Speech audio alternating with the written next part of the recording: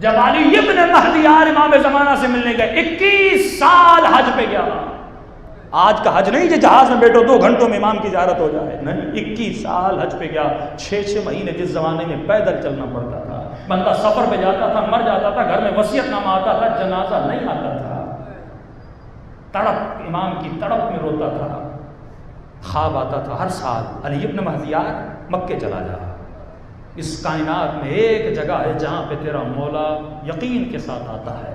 کون سا؟ فرمایا وہ طواف کعبہ ہے، کیونکہ تیرے مولا پر حج واجب ہے، تیرا مولا آتا ہے.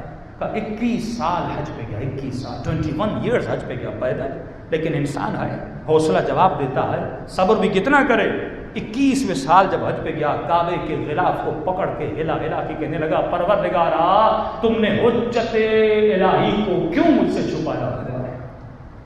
21 سال بلاتے بھی ہو، خواب میں اشارہ بھی دیتے ہو کہ جاؤ، لیکن امام کی زیارت نہیں کرواتے.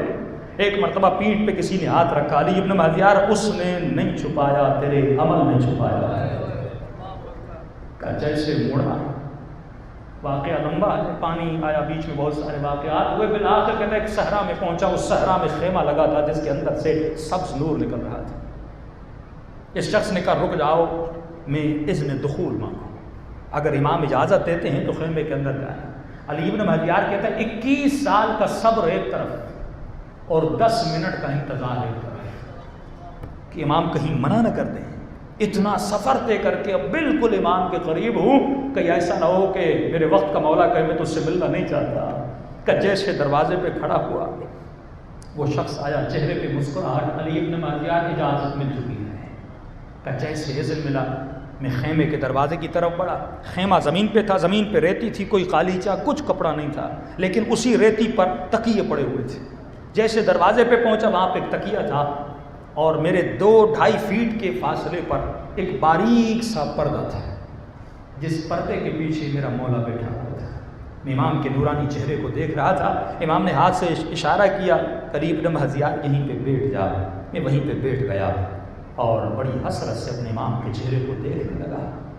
اتنے میں مولا مسکرائے اور مجھے پہلا جملہ کہا، علی ابن مہدیار 21 سال سے تیرا انتظار کر رہا ہوں، 21 سال سے تیرا انتظار کر رہا ہوں، کیوں نہیں آتا تھا مجھ سے ملنے؟ علی ابن مہدیار کا مولا 21 سال تو میں آ رہا ہوں اور آپ اوپر مجھے بلیم کر رہے ہیں کہ میں انتظار کر رہا تھا. مولا واللہ اگر مجھے آپ کی ایڈریس کا پتہ ہوتا، جگہ کا پتہ ہوتا، میں خود دوڑتا آپ کے پاس آتا. امام فرماتے علی ابن مہدیار جانتے ہو کہ کیوں میری زیارت سے محروم تھے؟ کہ مولا نہیں، کہ تم میں اور ہمارے بعض شیعوں میں یہ 2 صفات ہیں جن کی وجہ سے تم لوگ میری زیارت سے محروم ہو. کہ مولا وہ کون سی صفات ہے؟ فرمایا پہلی صفت یہ ہے کہ تمہارے دلوں میں دنیا کی محبت بہت زیادہ ہے. تم صبح سے شام اپنی دنیا میں اتنے مشغول رہتے ہو کہ 10 منٹ بھی اپنے مولا کے لیے نہیں نکال سکتے. جتنی فکر اور مفکرہ تمہاری دنیا میں مشغول ہے اور دنیا جمع کرنے میں مشغول ہے، اتنا تمہیں اپنے دین کی پرواہ نہیں ہے، آخرت کی پرواہ نہیں ہے. دوسری صفت یہ ہے کہ تم آپس میں لڑتے بہت ہو، تمہارے اندر اختلافات بہت ہیں. علی ابن مہدیار نے کہا کہ مولا میں نے تو کب کا دنیا کو چھوڑ دیا، میں تو دن رات آپ کو یاد کرتا رہتا تھا. آپ مجھے کیسے کہہ سکتے ہیں کہ میں دنیا کے پیچھے تھا؟ کہاں تم سچ کہہ رہے ہو. مولا میرا کسی سے اختلاف نہیں ہے، میں کسی مومن سے نہیں لڑا. امام نے فرمایا ایک سے اختلاف تھا. کہ مولا کس سے؟ کہ 21 سال سے اپنی سگی بہن سے ناراض تھا، 21 سال سے اپنی بہن سے ملنے نہیں جاتا تھا. کہ کیا پڑھتے ہو زیارت عاشوراء میں انی سلم لمن سالمکم؟ مولا میں ہر اس سے محبت کرتا ہوں جس کے دل میں کس کی محبت ہے؟ آپ کی محبت ہے.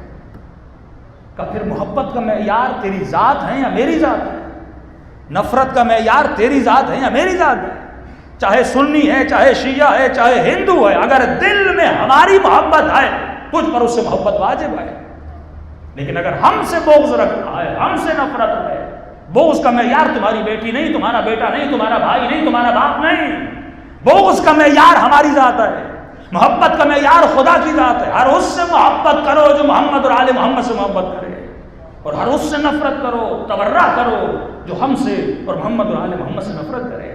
کہ 21 سال سے بہن سے ناراض تھا، اس سال ہم نے تیرے دل میں ڈالا کہ 21 سال سے بندہ آ رہا ہے، ہم نے تیرے دل میں ڈالا کہ جا کر اپنی بہن سے مل لے. جب تم نے اس کے ساتھ صلہ رحم کیا تو تیرے مولا نے تیرے ساتھ صلہ رحم کیا. تو عزیز دیکھنا یہ ہے کہ میرے دل میں محبت کس چیز کی زیادہ ہے. دل کہتے ہیں یہ گوشت کا لوتھڑا نہیں، دل بمعنائے روح ہے، دل بمعنائے نفس ہے.